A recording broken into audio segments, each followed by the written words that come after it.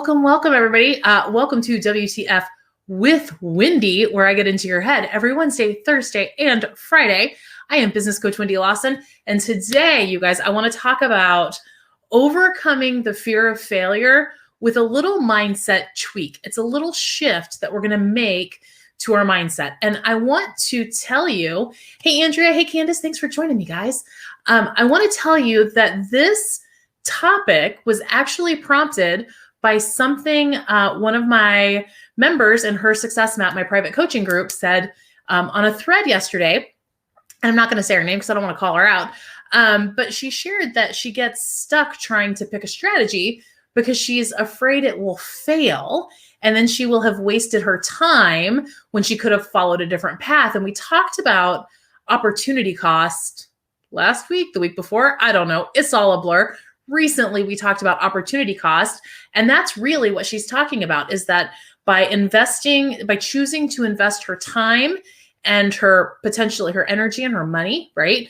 Going down this path, when she says yes to this, she's saying no to everything else.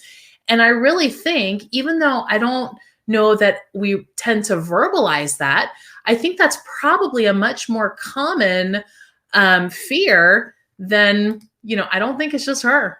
Right? I don't think she's the only one thinking it. I think it's probably a lot more common than we expect. So I want to address that because I have something I think that can help with that. Okay. And it's not going to be, y'all, I love you. Okay. I love you. And I'm not going to be like, oh, you can't fail. Oh, you only fail if you don't get back up when you fall. Like, I get it. Look, we all understand that conceptually, right? It doesn't take the sting. It doesn't take the sting out of it, right? That's not enough necessarily to make you do the things when you have to make a decision. That's not enough to make you do it, right? That's a nice thing to say, but it still hurts. It still stings, right? So I don't want to talk about that. I won't talk about that. What I want to talk about, though, is really digging into how can we overcome that. And so I think there's a couple things to think about.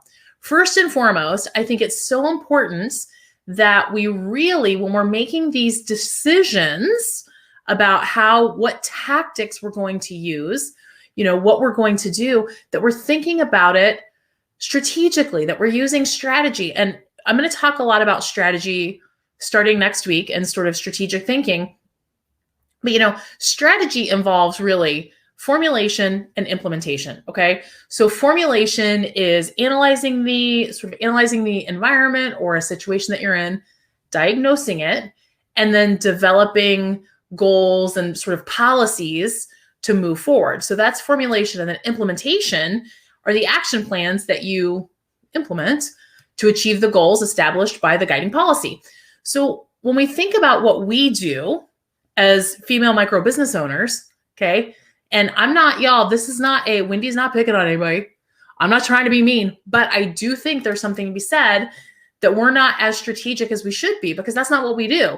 What we do is we look around and we go, ooh, Andrea's on YouTube. I need to be on YouTube. Oh, Candace she's got an email. Candace is killing it on email. She's successful. So obviously I need email.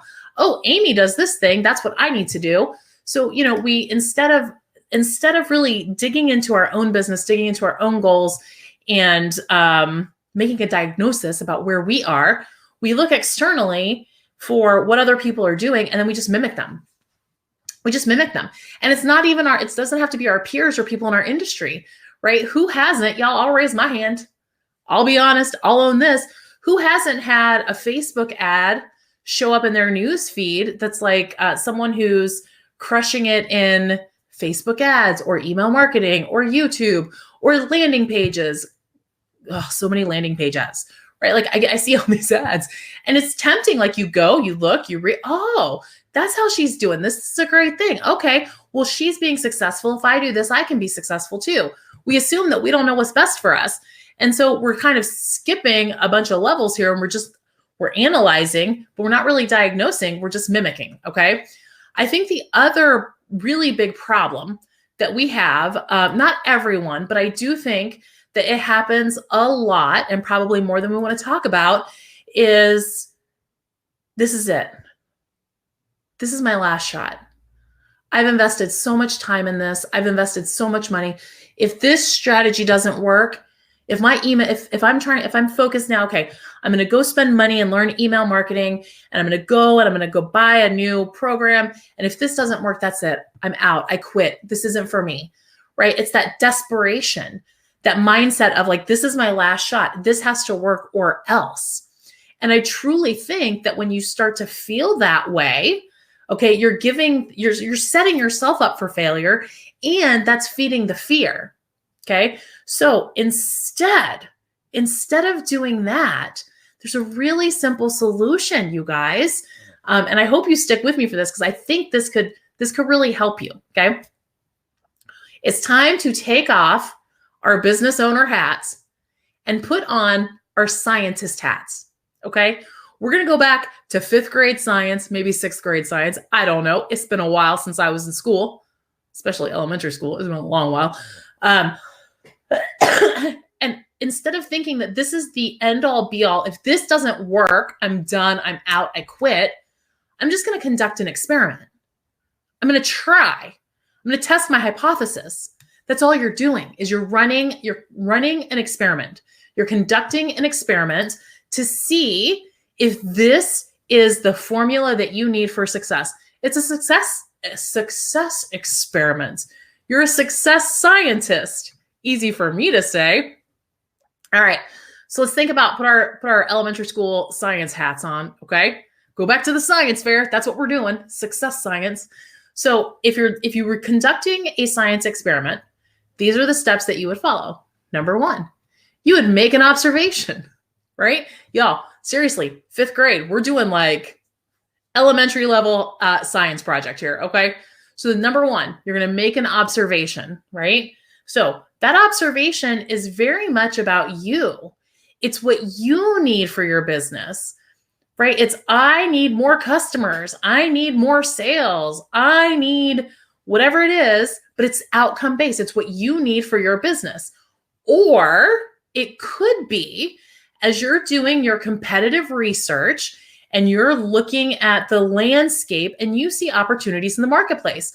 So what I mean by that is, if you see that people that are in your industry are crushing it on YouTube, then okay, maybe that's something that you want to look into. Or if you see nobody in your industry is using YouTube, well, that's an opportunity in the marketplace, right? Because people are going to YouTube whether somebody is there to serve them or not. Okay. So make an observation. It's what you need for your business. I need more customers. I need more sales, right? I need money, money. That's what I need. Okay. That's number 1. Number 2, pose a question. Pose a question, right? It's what you want. How do I grow my customer base? How do I increase sales, right? Be somewhat specific, because, and y'all know, if you've been around me for a minute, I'm all about, it's got to be specific. Because if you say, oh, I need more sales, and you sell one penny more, oh, congratulations. Congratulations. You succeeded. It's not what you really wanted, but you did it. Okay. So be specific. I want to grow my customer base by 10%. I want to increase my sales by $500 this month. I want to sell $1,000 this week, whatever it is, right? But pose the question of what you want as a question, okay? As a question, how do I do this? Now, number 3, state your hypothesis, okay? This is the potential answer to a question. So if the question was, how do I grow my customer base? Your hypothesis is the answer. Well, I do this, okay? Now remember, y'all, I told you 5th grade science, okay? It should be an if-then statement. If I start a YouTube channel and curate a YouTube channel consistently, then new customers will find me, right? Your hypothesis should be an if-then statement, okay? You with me? Hypothesis. All right, so state your hypothesis. Number 4 is you make a prediction based on your hypothesis. So if my hypothesis was, if I create a YouTube channel, then new customers will find me. Okay, what's the prediction? I will sell 10% more. I will grow my email list. I will do whatever it is that you want to do. That's the outcome that you want to get from of this experiment. If the hypothesis is proved, that's what you want, right? So you make your prediction. Number 5, y'all, you test your prediction. You do it, but it's a test. It's not a last-ditch effort. It's not if this doesn't work, I'm out.